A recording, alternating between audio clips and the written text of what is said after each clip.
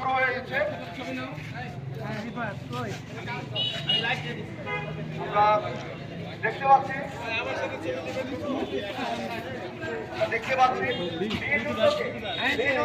যারা এবং আপনারা যারা বিনামূল্যে আয়োজন, আমরা চাই সকলে মিলে সকলে হাত ধরে আজকে একটি করে রোপণ করি, চারা রোপণ করি।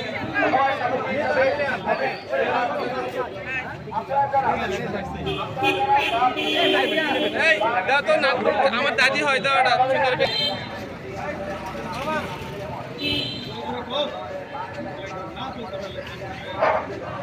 আসসালামু আলাইকুম প্রিয় নদীপুরবাসী, চারা বিতরণ কর্মসূচি চলমান রয়েছে।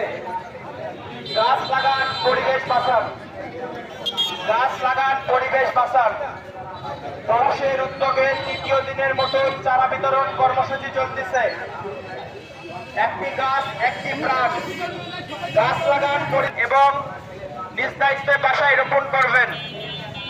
একটি গাছ একটি প্রাণ, গাছ লাগান, পরিবেশ বাঁচান। এলোমেলো হয়ে যাচ্ছে তো। আপনারা ধীর স্থির ভাবে গাছ নেবেন। একটা নিম গাছ, দুইটার বেশি কেউ গাছ নেবেন না। আমাদের জাম গাছও আসছে একটু করে। এখন দুটার মধ্যে না মারুক ধরেছে মুখ 5টা চলো।